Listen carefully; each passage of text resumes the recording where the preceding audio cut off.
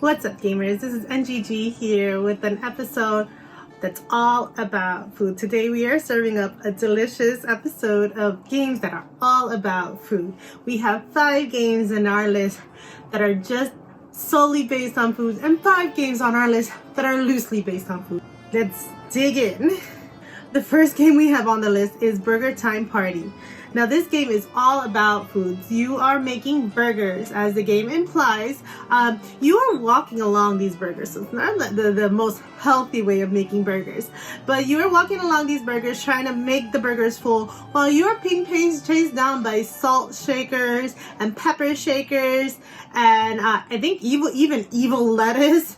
You have lettuce that you drop down, but these things are chasing you around while you make the burgers. So this is definitely an arcade game.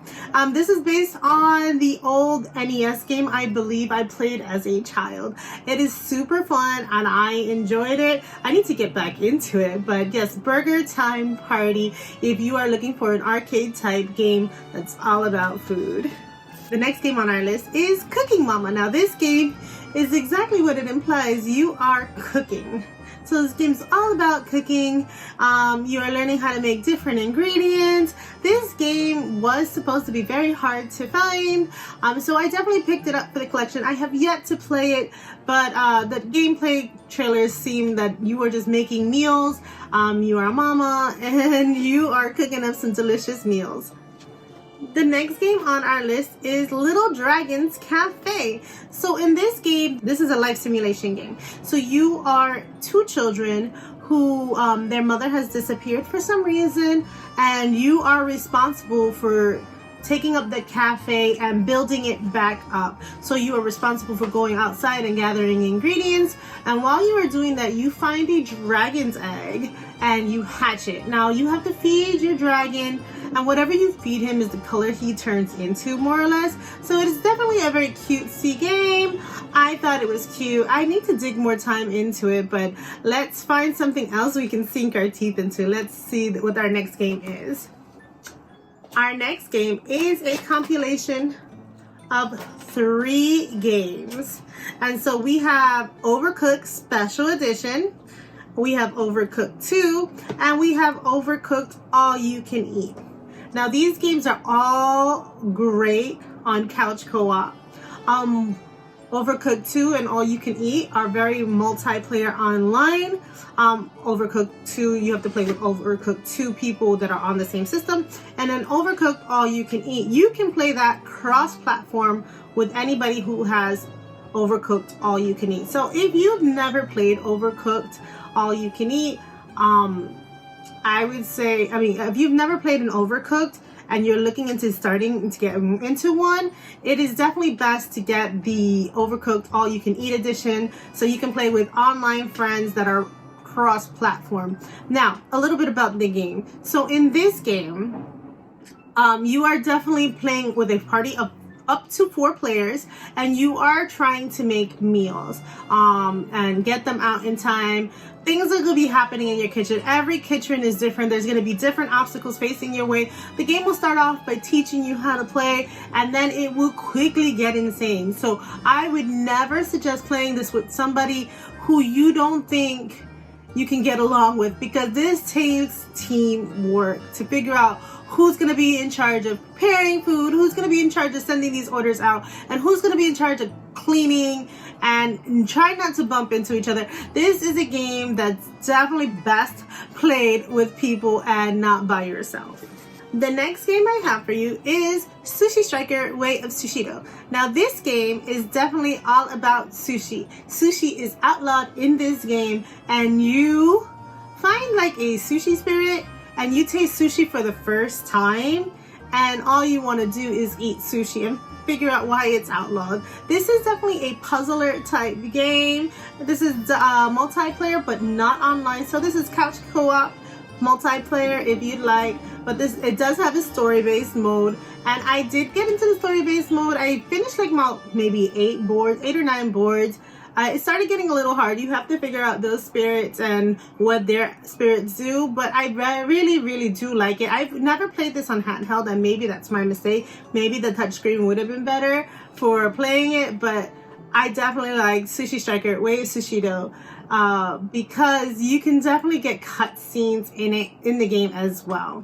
And so those were my 5 games that were definitely based on food. The next games I have for you are loosely based on foods. So the first one we have is Animal Crossing New Horizons 2.0 edition. So not the regular edition that we played all of last year, but the 2.0 edition that just recently came out in November. And this is all about food in the 2.0 edition, but you get different ingredients for cookable things. So like you can fish up some seaweed and make some seaweed soup. You can cook up sea bass, those pesky sea bass, cook them up. You can finally have a use for them, and I give those to my villagers as meals daily. So for the month of November, I am definitely feeding my troops in my Animal Crossing town.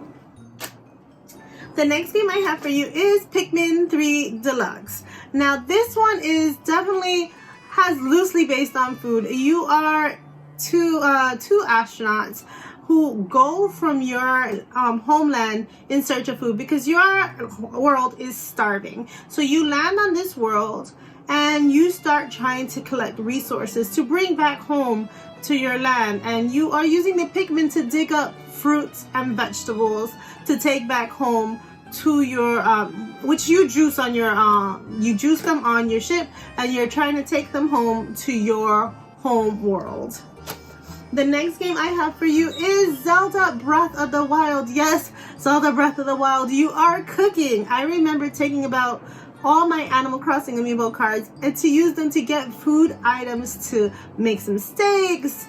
I remember using the chili to like stay warm in the cold environments. You are definitely having to cook in this game if you want to survive and regenerate your hearts. The next game I have for you is Pokemon Sword and Pokemon Shield. In this game, it's definitely not all based on food, but you do have the curry decks in this game, and you can create lots of delicious dishes for your Pokemon, which will help them in battle, make them happier, give them extra abilities. There's definitely a curry dex if you are interested in your campsite to fill out to feed your hungry troops. And the last game I have for you is Sakuna of Rice and Ruin. And now in this game, you are Sakuna, if I'm saying the name wrong, I'm sorry. You are a goddess and you have fallen from grace, and now it is your time to like learn how to harvest rice. It's all about growing your rice, harvesting it in a way to survive and to offer up a offering to the gods, because your offering got scorched. I don't remember, something happened to your offering, and now you are in charge of producing the offering you are giving to the gods. So that was the last game in my hungry edition of Nintendo Switch games that you should play for the month of November that are all about food. I hope you enjoyed this delicious serving of games that I had to offer you. Thanks for watching, guys. Happy gaming. Bye!